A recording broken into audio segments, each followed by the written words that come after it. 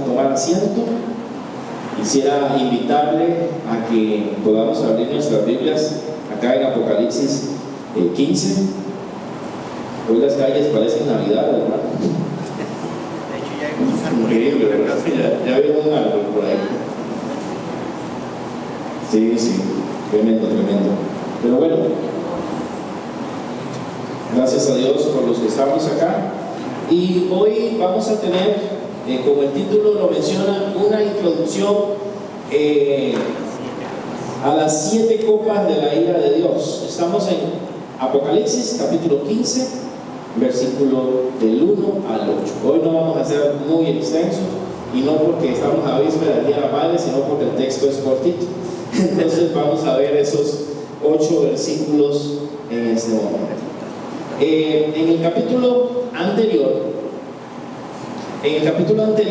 habíamos hablado sobre la victoria anticipada. No sé si se acuerdan los que estuvieron con nosotros, los demás se los voy a explicar. Hablamos de 144,000 personas que estaban en pie, ¿verdad? En pie en ese glorioso monte de Sión, y se habló acerca también de la caída de Babilonia y también sobre Armagedón, sobre la batalla final. Les expliqué que ese capítulo 14 es casi como un resumen de lo que nos hace falta, de los temas que vamos a ver más adelante.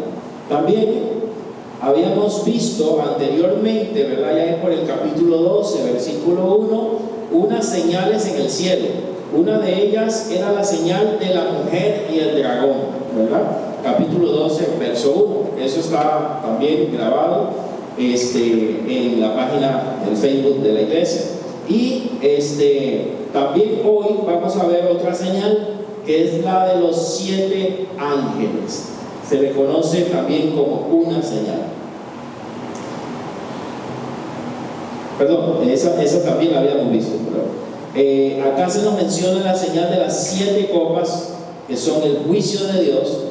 Ya habíamos visto 7 sellos, no se les olvide, ya habíamos visto 7 sellos, y ya habíamos visto que las 7 trompetas, y nos toca las 7 copas.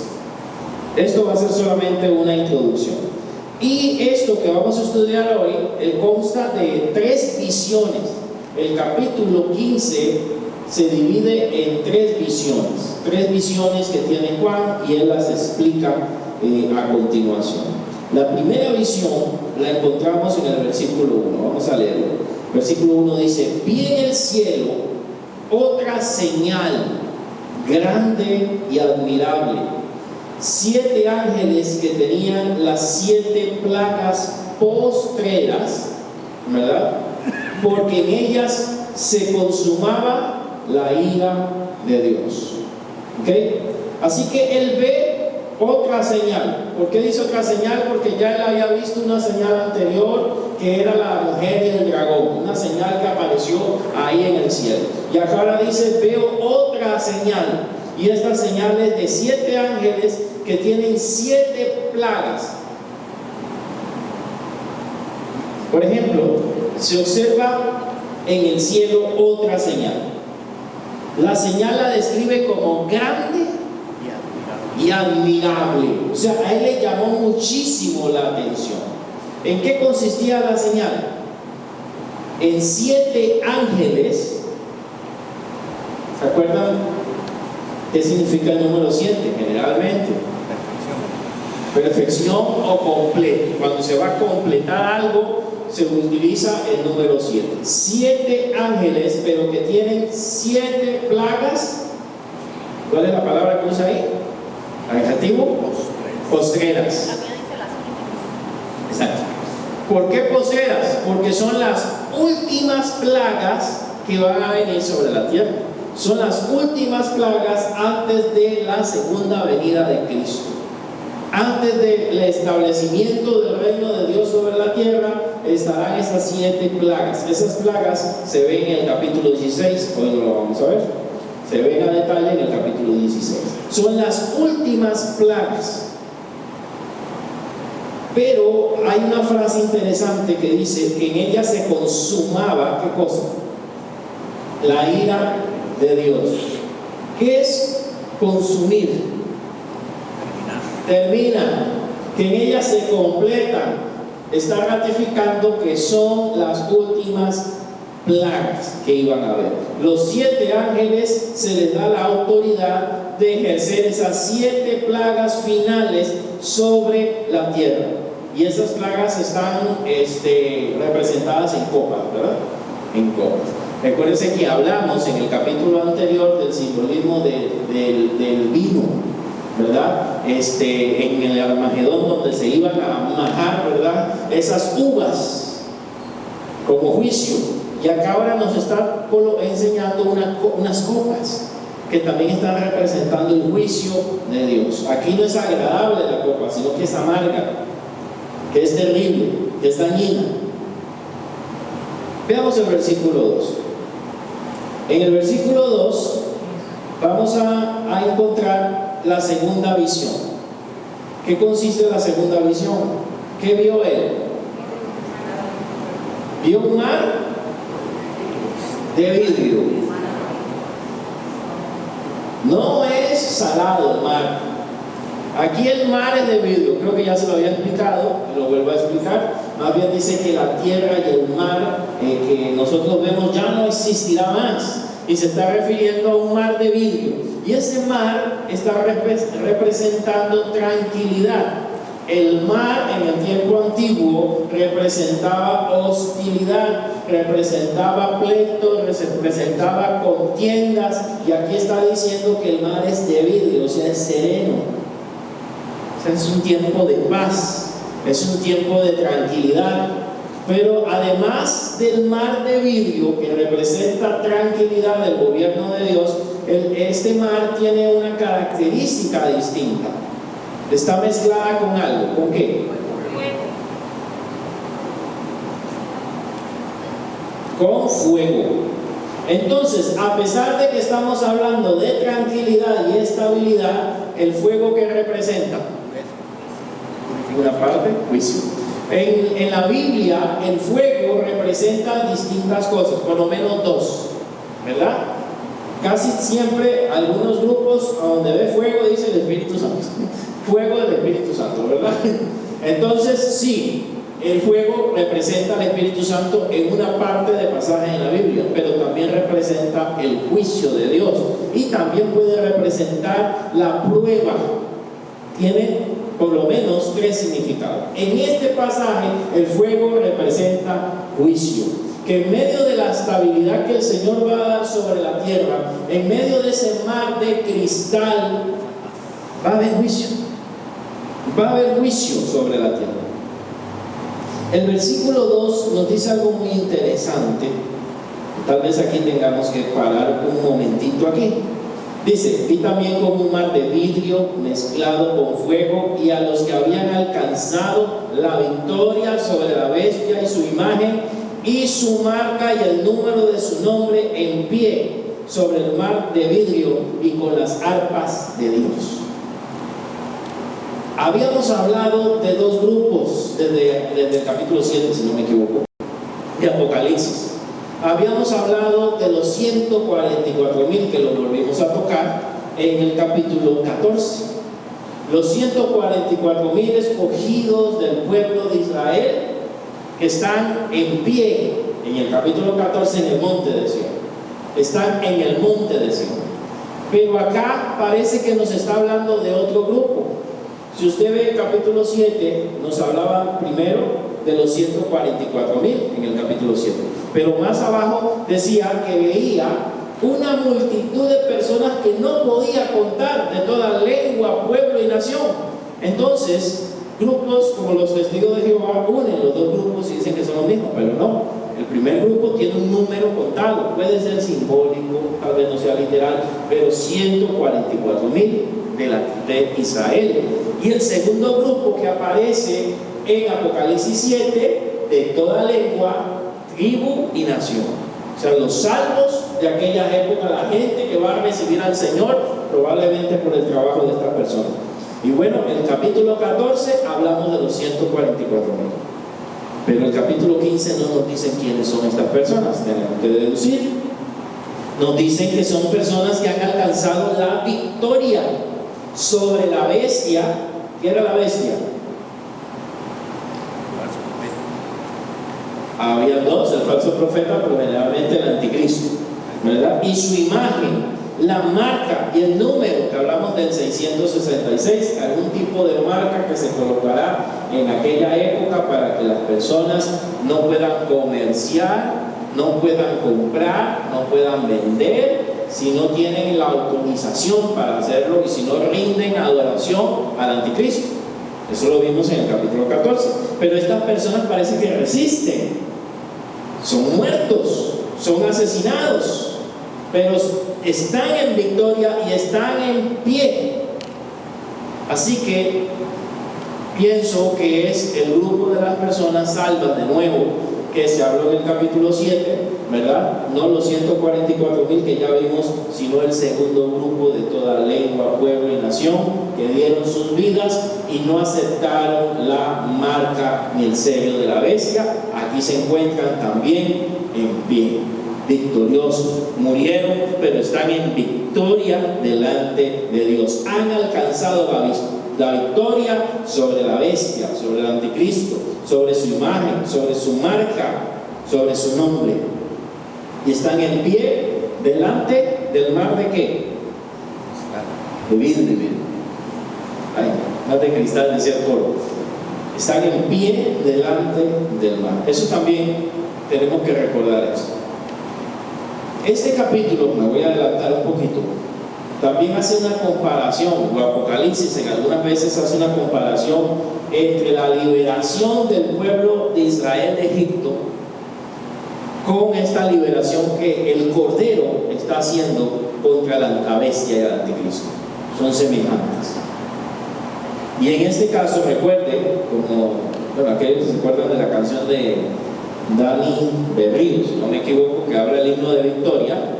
Ellos están frente al mar y están por atravesarlo y esperan que Dios haga ese milagro, que están ahí todos negativos y ocurre este milagro. Están frente al mar. Y aquí estas personas están también frente al mar. Hay un simbolismo de victoria y de liberación. ¿Dónde podemos ver eso? Echémosle un ojo a Apocalipsis 7:9. ¿Quiénes son esas personas que han alcanzado la victoria? Y así comienza el himno de Panamá. Alcanzamos por fin la victoria. Apocalipsis 7:9. ¿Qué dice Apocalipsis 7:9?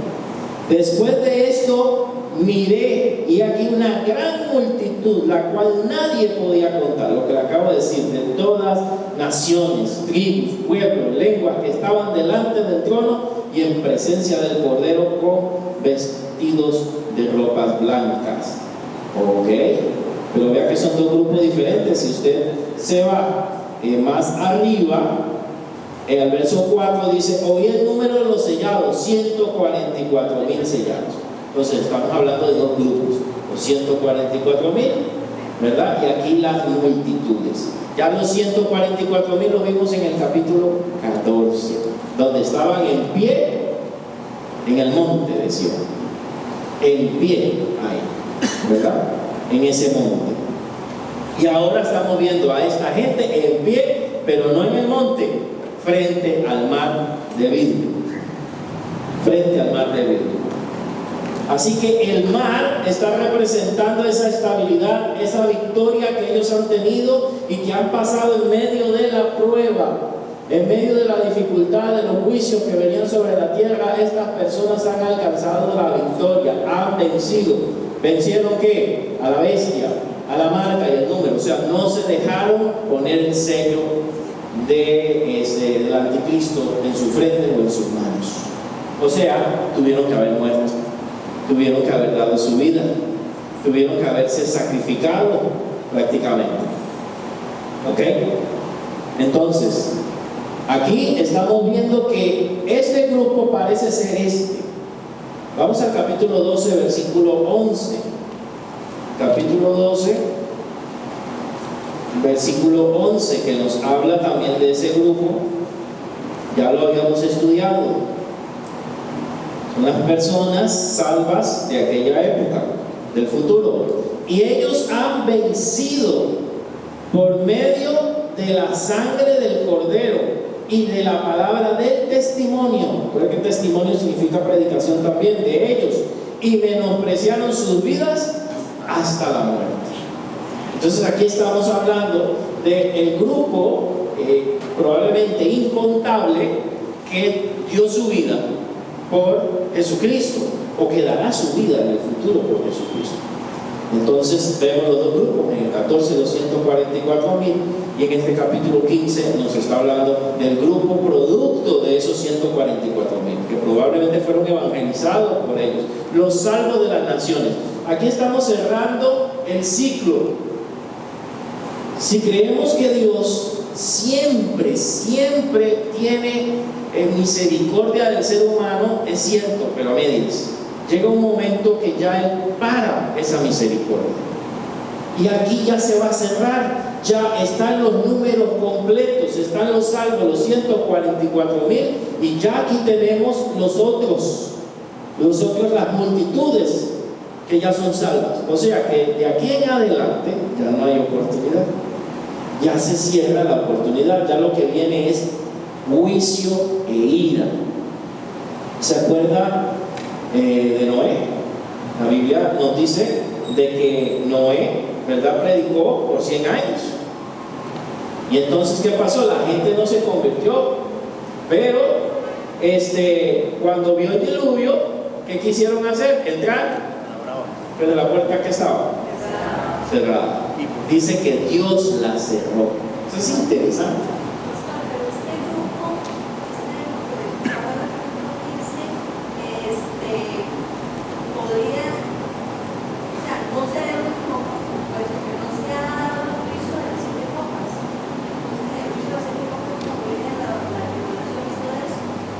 Sí, pero, o sea, puede ser, pero yo creo, por algo que vamos a ver ahora más adelante, que sí se cierra ya la oportunidad. Creo que hubo oportunidad con los sellos para que la gente se convirtiera, hubo oportunidad con las trompetas, pero ya acá es ira, punto. Es la ira de Dios. Ahora lo vamos a ver en qué pasa. Exactamente.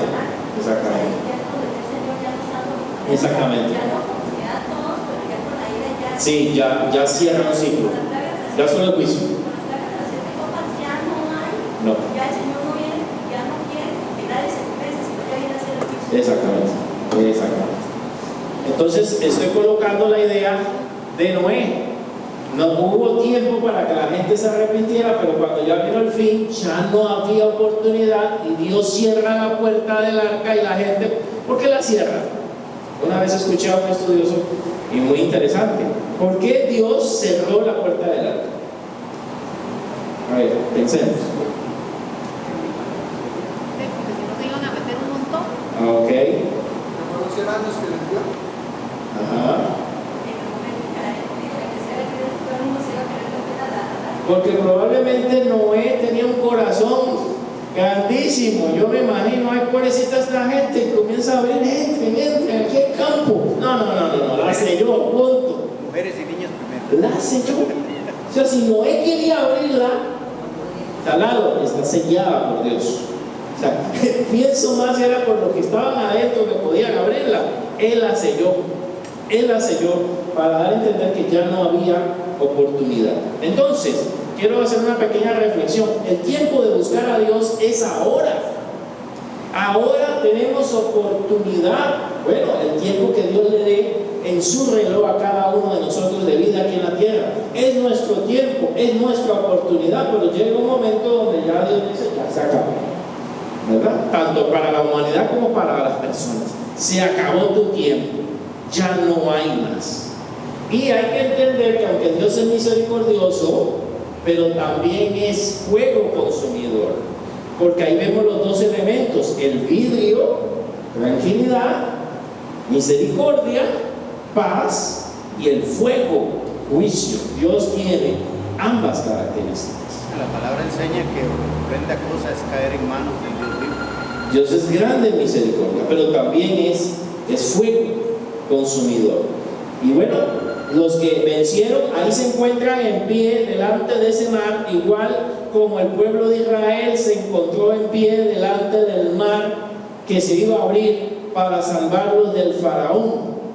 Así que hay un simbolismo también de libertad. El faraón aquí es el anticristo representado. El faraón aquí es el anticristo, y aquí el que los lleva a la vida nueva, a la tierra nueva, es Jesús. Así que ellos vencen, están en pie sobre el mar de vidrio, pero ¿qué tienen en las manos? Arpas, ¿ok? En el cielo hay instrumentos, entonces. En el cielo hay música, entonces. En el cielo hay adoración, entonces. ¿Cuál usan? No sé. Pero hay adoración, hay arpas allí. Y yo quiero que ustedes vean que a ellos se les dan arpas. Pero ve Apocalipsis 5. Hubo otros grupos que también se les dieron instrumentos. Apocalipsis 5:8. Y cuando hubo tomado el libro, los 4 seres vivientes, y se nos habían olvidado estos personajes que ya estaban ahí, los 24 ancianos se postraron delante del Cordero. ¿Y qué tenían todos? Arpas y copas de oro lleno de incienso, que son las oraciones de los santos. Entonces, vea, dicen algunos estudiosos aquí que Dios se está formando como un coro, y los primeros que están ahí ya con arpas son los 24 ancianos, ya ellos están ahí. Después siguen los 144,000, y después este grupo de toda tribu, lengua y nación. Está formando su grupo de alabanza, por así decirlo, sus adoradores. Veamos el 14. El 14 no dice específicamente que tenían arpas, pero sí utiliza la palabra arpa y está en un contexto de adoración.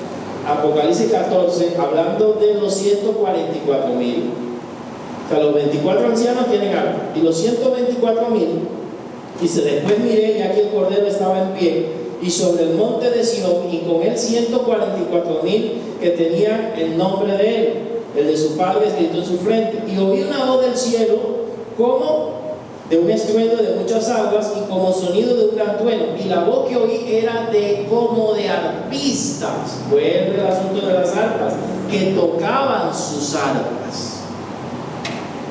Entonces, estos están cantando. La voz que oí eran de arpistas que tocaban sus arpas y cantaban un cántico nuevo delante del trono de los seres vivientes y de los ancianos. Vea que está formando un grupo. Los 24 ancianos con arpas, estos que cantan como si fueran su voz de arpa, y el grupo que estamos estudiando en el capítulo 15, versículo 2, que también se les da arpas para que adoren a Dios. Apocalipsis es un libro que habla sobre la alabanza y la adoración a Dios. Es cierto, hermanos, y hay que reconocerlo, que la adoración no solamente es cantar, la adoración no solamente es instrumentos y música, y a veces caemos en un extremo y el otro. Los que piensan que por la bulla, ¿verdad?, estamos adorando a Dios, y los que consideran que esto otro no es necesario. Hay que tener un balance. La adoración principal es mi vida. Mi vida es el sacrificio vivo a Dios. Mi testimonio, mi forma de andar es una adoración. Y lo demás es un complemento, que yo canto, que yo le alabo, ¿verdad?, que yo le exalto, también es parte. Pero de nada sirve que yo cante como ángeles y ande en pecado. De nada sirve que yo haga muchas cosas visibles, pero que no ande bien. Las dos cosas se necesitan. Allá son personas que están vestidas ¿de qué? De lino. O sea, significa que están en santidad. Significa que han sido purificadas. Significa que son limpias, pero expresan adoración a Dios con sus voces, con sus arpas. Entonces los dos elementos deben ir juntos, no hay que separarlos. La adoración tiene que ver también con mi vida principalmente. Somos creados para la alabanza de la gloria de su gracia, dice Efesios. ¿Ok? Así que vemos que estos personajes, ya vimos tres, ¿verdad? A ver si se acuerdan. ¿Quiénes son los primeros que tienen arpas en el cielo? Los 24 ancianos. Otros no dicen que tienen arpas, pero dicen que su voz sonaba como arpa. Puede ser que son el coro, los 144,000. Y ahora estos que son salvados, ¿verdad? Que son victoriosos, que no se dejan colocar la marca de la bestia, se les entregan ¿qué? Arpas también. Significa que ya entran a la gloria de Dios.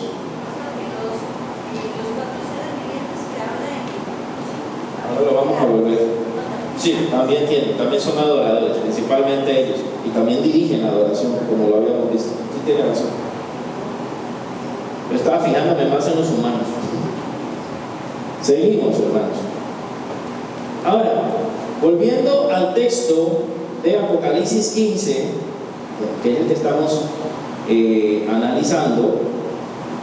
Apocalipsis 15, verá que estamos solo en el 2. Vamos al 3. ¿Qué era lo que cantaban entonces? Y cantan el cántico ¿de quién? De Moisés, siervo de Dios, y el cántico del Cordero, diciendo, es un coro viejito muy interesante: grande y maravillosas son tus obras. Bueno, es un himno. Señor Dios Todopoderoso, justos y verdaderos son tus caminos, Rey de los santos. ¿Quién no te temerá, oh Señor, y glorificará tu nombre? Pues solo tú eres santo, por lo cual todas las naciones vendrán y te adorarán, porque sus juicios se han manifestado.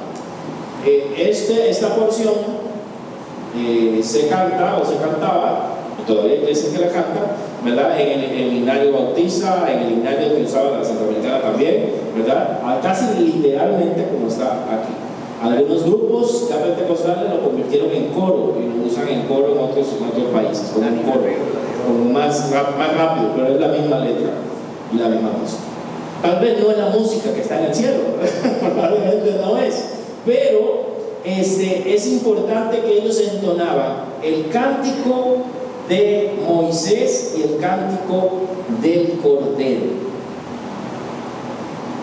El cántico de Moisés y el cántico del Cordero. ¿Por qué el cántico de Moisés? Recuerde que estoy hablando de que esta liberación está representando a la liberación de Egipto.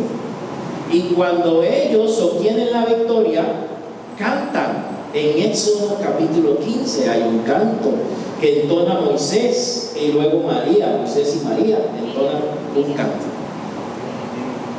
Éxodo 15, no lo voy a leer todo, pero usted lo puede ver, del 1 al 18. Es un canto realizado por Moisés, principalmente. 1 al 18. Ahora, ¿es el cántico de Moisés y el Cordero o es el cántico de Moisés y el cántico del Cordero? Ahí es un detalle. Entonces, algunos dicen que es uno mismo, uno solo, es una fusión. Pero aquí también estamos viendo Antiguo Testamento, Nuevo Testamento, la liberación del pueblo de Israel y la liberación del pueblo de Dios. Entonces es probable que son dos cantos. Aquí tenemos uno. Es probable que el que tengamos aquí sea el del Cordero y el de Moisés es el que tenemos en Éxodo 15.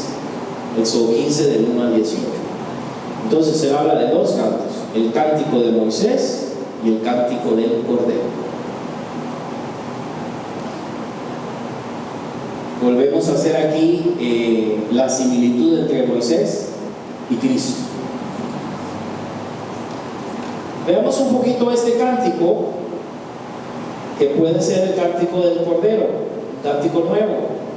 Verso 3 dice: y cantan el cántico Moisés, siervo de Dios, y el cántico del Cordero, diciendo: grande y maravillosas son tus obras, Señor Dios Todopoderoso.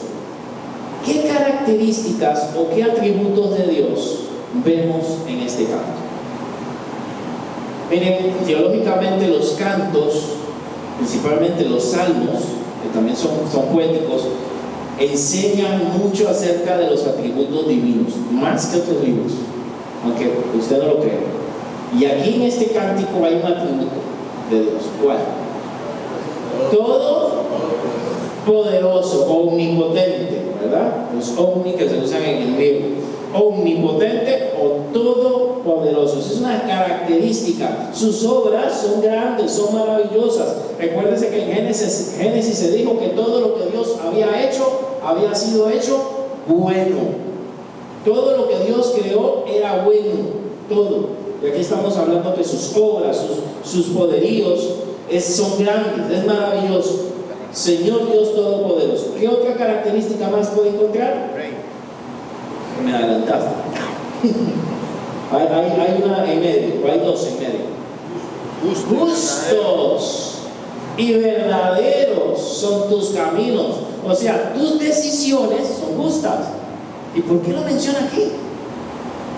Va a ser un juicio sobre la tierra. Ya vamos a empezar un juicio sobre la tierra. ¿Y qué pasa? Cuando hay juicio, la gente le gusta quejarse de Dios. Cuando hay juicio, la gente habla mal de Dios. Ay, si Dios es bueno, ¿por qué permite esto? Si Dios es bueno, ¿por qué va a traer esta calamidad sobre la tierra? Él es justo y verdadero. Él sabe lo que está haciendo. En Él no hay maldad. Si Él sabe que la gente en ese tiempo merece castigo, es porque ya Él conoce el corazón. Sus decretos son justos, sus caminos, su actuar es justo. Y ahí sí lo que mencionó nuestro hermano Randall, Rey de los santos. Él es el Rey de su pueblo. Y los santos, santos ángeles y también los salvos, también somos santos. Él es el Rey, Él es el soberano de nosotros. Ahora se reconoce, pasamos de los atributos de Dios a reconocer la dignidad de Dios. Verso 4. ¿Quién no te temerá, oh Señor, y glorificará tu nombre? Pues solo tú eres santo, por lo cual todas las naciones vendrán y te adorarán. ¿Ves esta frase? O sea, Él es temible, digno de respeto. Su nombre ha de ser glorificado, exaltado, adorado. ¿Por qué? Porque Él es santo. O sea, en Él no hay pecado. Sus juicios son correctos. Aunque el agnóstico diga lo contrario, que Dios no es bueno porque castiga. Aunque el creyente cuando está pasando una prueba, ay Señor, ¿por qué si yo soy tan bueno y tan esto? Tendemos a eso, a cuestionar a Dios. Él es santo y perfecto en sus decisiones. Él es santo, digno de ser temido, digno de ser glorificado. ¿Y por quiénes va a ser adorado? Aquí hay una declaración. Él es Rey de los santos, sí, de nosotros. Pero aquí su reino se va a extender. ¿Por quién va a ser adorado? ¿Por quiénes? Todas las naciones vendrán y te adorarán. Usted y yo adoramos a Dios por voluntad propia. Por voluntad propia. Hemos creído en Jesús y nos hemos rendido ante Él. Esta gente no se ha rendido ante Dios. Pero aunque no quieran, toda lengua confesará y toda rodilla se doblará ante Dios. Todas las personas en algún momento van a postrarse ante Dios, aunque no hayan creído en Él, aunque lo hayan negado, aunque lo hayan despreciado. Y esta ya no va a ser voluntaria, o se postran o se postran. Pastor, no vayamos hasta ese tiempo. Basta con que en este momento aquí haya un terremoto para que usted vea a todo el mundo clamando a Dios. Aunque no crean en Dios, pero por si acaso, le oran y le claman. Ay Dios mío, ay Dios mío, ay Dios mío. Entonces, Sí, por si acaso. Sí, tienes toda la razón. Entonces, en esos momentos, toda lengua y toda rodilla se va a doblar ante Él. ¿Por qué? Porque sus juicios, decía el himno, sus juicios han llegado, sus juicios se han manifestado, porque ya Él está juzgando a la tierra. Pasemos a la tercera visión. Y esta es interesante. La visión del cielo abierto. Versículo 5. Después de estas cosas miré, y aquí fue abierto en el cielo el templo. ¿Va bien? En el cielo es abierto el templo del tabernáculo del testimonio. Yo quiero que usted vea una cosa. Los judíos primero tuvieron este tabernáculo, ¿verdad? Cuando andaban en el desierto, andaban en tiendas, ¿verdad? Y la casa del Señor, o el lugar de adoración, que era una tienda, estaba dividida en tres partes, ¿verdad? Los atrios, el lugar santo y el lugar santísimo, al cual solo Moisés y el sumo sacerdote eran los que podían entrar y presentar ahí su adoración y demás, y las oraciones por todos. Pero después se le ocurrió eso, cambiarlo, cuando ya las telas estas se van dañando, aunque eran finísimas y caras, con el tiempo a alguien se le ocurrió hacerle un templo a Dios. ¿Quién? A David. David se le ocurrió.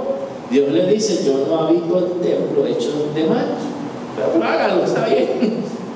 Entonces él deja todos los planos y al final no lo hace, pero deja todo listo para su hijo, el rey Salomón. Y el rey Salomón sí edifica un templo, ¿verdad?, que se consideró en aquel tiempo una de las maravillas del mundo, bañado en oro, ciertas partes del templo, que se veía a distancia el brillo que tenía ese templo. Muy caro, muy fino, muy valioso. David no lo construyó por orden de Dios. Sí, pero fuera su hijo. No lo terminó. Porque Dios se lo prohibió, porque sus manos estaban llenas de sangre. Bueno, sí, literalmente. Por lo que hizo con Betsabé. Sí, quería resumir. No, y era un hombre de guerra, era un hombre que había asesinado y demás. Pero Salomón no se quedó atrás después. Sí, pero después. Ok, a lo que yo quiero llegar es que el tabernáculo era una cosa y el templo, aunque tenía la misma función, era otra cosa. Ok, pero aquí se unen las dos. No sé si ve el título: el templo del tabernáculo del testimonio. O sea, el templo del tabernáculo del testimonio es una misma cosa, están unidos. Tabernáculo y el templo es la misma cosa aquí. El testimonio. Pero el templo del cielo, no estamos hablando del de la tierra, el templo de Dios, el templo del cielo, del cual habla Hebreos, Hebreos lo menciona mucho, que dice que las cosas que están en esta tierra también tienen una representación en el cielo, o sea, en el cielo hay un templo. El templo del cielo fue abierto. Y de ese templo que salieron, verso 6, los 7 ángeles. Significa que en ese templo hay 7 servidores. Estos ángeles no son cualquier persona, son servidores de Dios. Son 7 ángeles escogidos que están en el templo de Dios. ¿Y qué hacen en ese templo? ¿Quién podía entrar en el templo? ¿Quién podía entrar en el tabernáculo? Solo el sumo sacerdote. Significa que estos ángeles son como sacerdotes. Tendrán que ver con la oración, tendrán que ver con muchas cosas, pero son servidores de Dios, están en el templo, son 7, ¿verdad? Y salen de ese templo con las 7 plagas. Salen 7 ángeles. ¿Cómo están vestidos? De lino fino, o sea que es una tela preciosa, blanca y resplandeciente, pero ceñidos los cintos de oro alrededor del pecho. Los sacerdotes usaban un pectoral, el efod. Entonces aquí nos están diciendo que estos ángeles no son cualquier angelito ahí, cualquiera, tienen un rango especial. Son como un sacerdotes del templo de Dios, están al servicio de Dios. Su vestidura pareciera como la de los sacerdotes. tienen un pectoral y tienen un cinto de oro.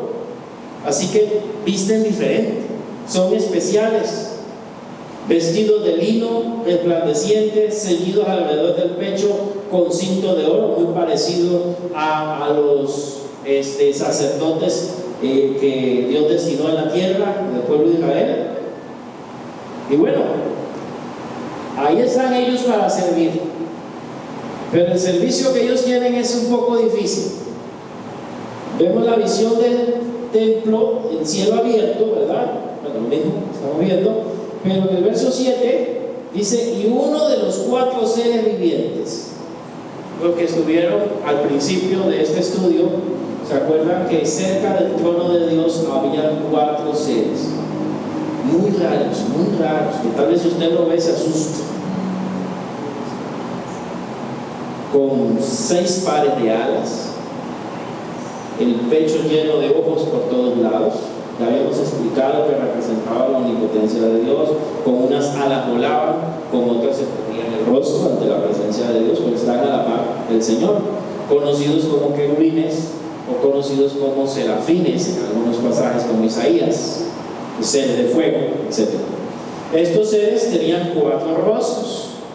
En algunos pasajes nos muestran que cada cara tenía los 4 y en otros nos muestran que cada uno tenía un rostro distinto. Entonces habría que ver cuál es el asunto. Pero uno tenía rostro de león, uno de águila, uno de hombre y otro de buey, que representaba la realeza. El león, la realeza de Jesús, ¿verdad? El buey era un animal de sacrificio, probablemente su sacrificio. El hombre, Jesús era conocido como el Hijo del Hombre. ¿Me falta cuál? El águila representa la divinidad y era usado por muchas religiones para hablar de los seres divinos. El águila Es el único como animal, símbolo. es el único animal que puede ver al sol. Entonces, uno de ellos, no los 4, uno de los 4 seres vivientes entrega las copas de oro. Algunos teólogos, eso no lo puedo afirmar, pero algunos teólogos piensan que Satanás era un querubín de esos. Es como el rango más alto y están cerca son adoradores, por eso su influencia con el tema de la música. Algunos creen, por unos pasajes que se encuentran en Isaías y en Ezequiel, que se está refiriendo a Satanás. Oh querubín grande, protector, en el huerto de Dios estuviste, en las piedras de fuego te paseabas. Se creen que se refieren a él. Entonces tal vez eran 5, pero ahí quedaron 4. Es una especulación, no lo puedo afirmar, pero es una posibilidad. Eran seres especiales y estos son los que toman las copas de oro y se la entregan a los ángeles. Uno de ellos toma la copa de oro. Es algo parecido, para que puedan entender, como cuando está la cena del Señor acá, ¿verdad? Cuando los hermanos preparan la cena del Señor, generalmente hay una persona que toma los elementos y los distribuye a los demás, para que lo distribuyan a los otros. Es lo que está haciendo él. Él es el principal y él está distribuyendo a cada ángel una copa de juicio. Las copas se utilizaban en el tabernáculo. Las copas se utilizaban para la adoración, para las abluciones, para las aguas que se utilizaban para la purificación. Habían copas dentro del templo también. Así que el lugar, verso 8, dice que se llena de ¿qué? De la gloria, se llenó de humo por la gloria de Dios. Esto pasaba en el Antiguo Testamento, principalmente en Éxodo, la presencia de Dios. Eso se llama teofanía. Se mostraba físicamente en forma de una nube o en una forma de humo. Y cuando esa nube descendía sobre el tabernáculo, sabían que la presencia de Dios estaba ahí. Era una columna de nube durante el día, y en la noche se convertía en columna de fuego y los guiaba en el desierto a ellos. Y en la inauguración del templo, Exacto, ahí lo tengo. Salomón. No se me adelanta, ahí lo tengo. Chiquito. Okay. Entonces, el lugar se llena de la gloria de Dios. nadie podía entrar en el templo hasta que se cumplieran las 7 plagas. O sea, no se le permite a ningún angelito, nadie podía entrar ahí. Y eso también es representativo de que ya se terminó un tiempo.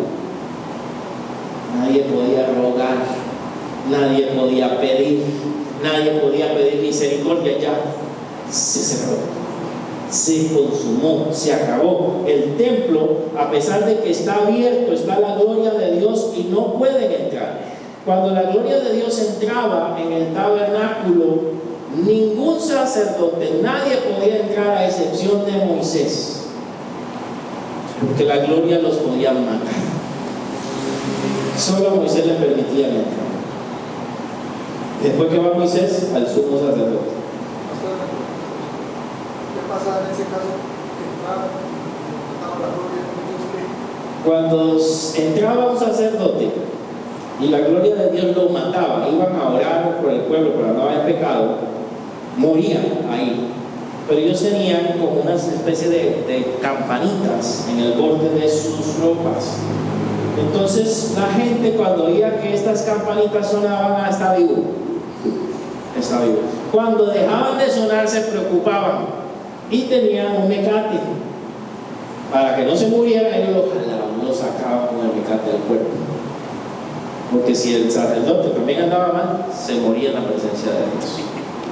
Eso también implica la santidad en el servicio, la santidad al Dios que estamos sirviendo. Verá que era fuerte el asunto.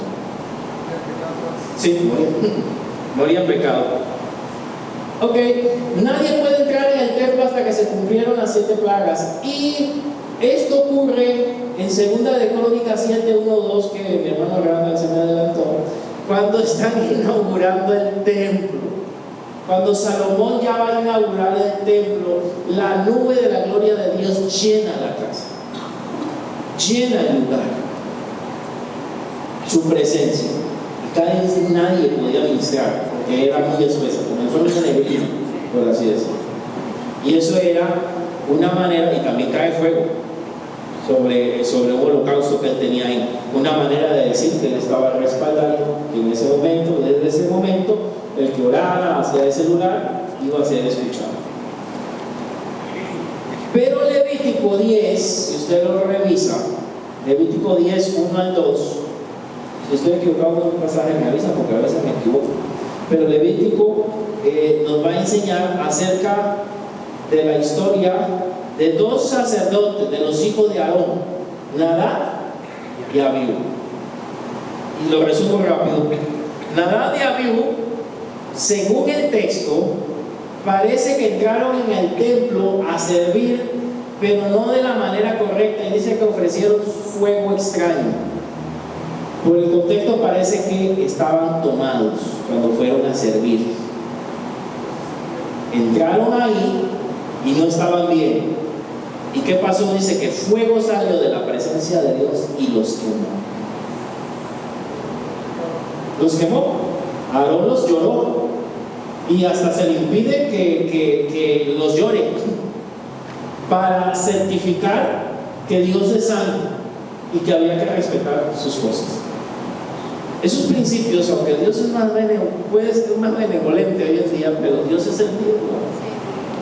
Dios también quiere que le sirvamos con santidad, lo mejor posible, que si nos damos cuenta que estamos haciendo algo, le pidamos perdón al Señor y hagamos lo mejor posible para Él, nos mantengamos en santidad, porque al final el fuego de Dios nos puede consumir, tal vez no literal, pero nos vienen un montón de cosas, porque no nos hemos corregido. Entonces, esto muestra que la gloria de Dios llegaba para 2 cosas. Con eso voy terminando. La gloria de Dios llegaba para manifestar su presencia, pero también para traer juicio. Y en el templo cae la gloria de Dios, pero no era positivo, era porque el juicio de Dios acaba de empezar, el juicio final sobre la tierra. Entonces la presencia de Dios evoca ¿sí? Disfrutamos de su presencia, algo bonito, pero también puede ser juicio y fuego consumidor para el que no anda bien delante de Dios. Esas son las dos cosas. Se cierra entonces la oportunidad, según mi criterio, de salvación en ese momento. Ya los números están completados, ya todo está listo, ya tienen arpas, ya los salvos están en la presencia del Señor, ¿verdad? Ya aquí nadie puede entrar y lo que vienen son 7 cosas de juicio sobre la tierra.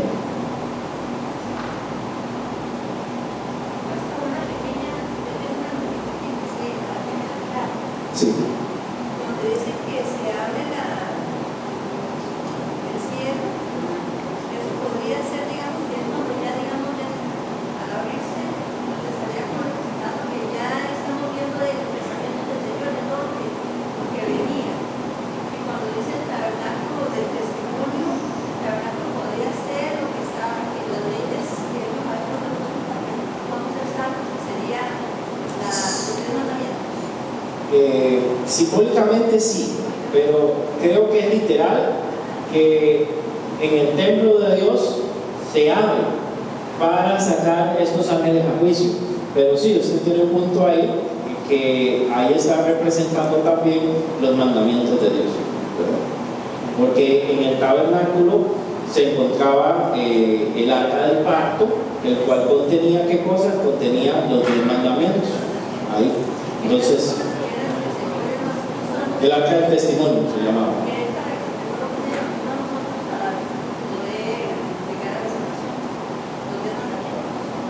En el Antiguo Testamento. Pero ahora estamos hablando del Cordero, entonces se hace una unión de cosas. Ok, termino. Conclusiones. Aparece la última señal en el cielo y se relaciona con los últimos juicios antes de la venida de Jesús. Los salvos son vistos como victoriosos anticipadamente en medio de la tranquilidad del mar de vidrio y el juicio es fuego mezclado. Eso también pasa con nosotros. A nosotros se nos llama más que vencedores. La Biblia dice, somos más que vencedores por medio de aquel que nos amó. Y eso es por fe. Los ángeles ya han sido preparados para ejecutar el juicio. Ya están con sus vestiduras, ya están con sus copas. Solo esperan que el templo sea abierto para ellos llevar los juicios sobre la tierra. Se nos muestra un Dios todopoderoso, justo, verdadero, soberano, santo en sus juicios y digno de ser adorado. El templo será abierto y la gloria de Dios descenderá sobre ese lugar. Y también se relaciona con la presencia de Dios, pero también con el juicio. Con el juicio. Hay un tiempo para buscar a Dios y ser salvos. Luego se cierra toda oportunidad. Entonces ya ahí no se reciben oraciones, ya no es juicio lo que estamos. El tiempo, quiero concluir, el tiempo de buscar a Dios es ahora. Ahora que estás vivo, ahora que puedes, ahora que estás joven, los jóvenes que están aquí, ahora que tienes fuerza. No esperes el mañana porque tú no sabes si habrá un mañana. Y no tenemos que esperar que estos juicios se completen o que vengan estas situaciones. No sabemos si el Señor nos llame antes y cómo nos presentaremos ante su presencia. Como lo he dicho, no mueren solamente los viejitos, se mueren también los jóvenes, se mueren también los niños, y todos daremos cuenta delante de Dios por lo que hemos hecho con nuestros dones, con nuestro llamado, con nuestra vida espiritual. No esperemos a mañana. El tiempo de buscar, el tiempo de la gracia es hoy, y veamos que en un momento se cierra y ya no más oportunidad. Tal si oramos. Mi buen Padre Celestial, como humanos nos cuesta pensar en un Dios que juzga. Siempre nos gusta ver tu parte amorosa, tu misericordia, tu favor, tu paciencia, tu benignidad, tu bondad, un Dios que da oportunidades. Y todo esto es cierto. Tú eres ese Dios que nos ama, nos cuida y nos da oportunidades día tras día. Pero también eres fuego consumidor. También quieres que hagamos las cosas bien para ti. También quieres que andemos como tú nos has mandado a andar en santidad. No somos perfectos, pero tu Espíritu Santo es el que nos purifica y nos santifica y nos mejora cada día. Señor, ayúdanos a aprovechar este tiempo que tenemos la libertad hasta de buscarte, de congregarnos, de recibir un estudio, antes que vengan tiempos difíciles y de persecución. Ayúdanos a valorar.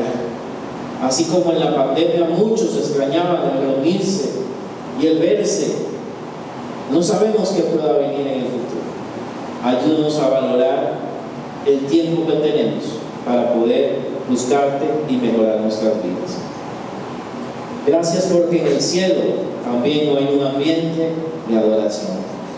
Gracias, Señor, porque estaremos adorándote por la eternidad y sirviéndote también, Señor. Ayúdanos a buscarte cada día y aprender de Apocalipsis, Señor, tal vez un libro que vemos como muy difícil, aprender hoy a entender que tú eres el Todopoderoso, que tú eres soberano y que tus juicios y decisiones son justas y santas. Tú no te equivocas, Señor, aunque no podamos entender lo que estás haciendo, todo lo haces con un propósito. Gracias, mi Dios. Lleva conmigo a mis hermanos a su lugar de destino y permite que podamos seguir estudiando ya los pocos capítulos que nos faltan y terminar este estudio casi discipulado sobre el libro de Apocalipsis. Lleva conmigo a mis hermanos, guárdalos, Señor, y también bendice el servicio del domingo, que sea de mucha bendición para todos. En el nombre de Jesús. Amén.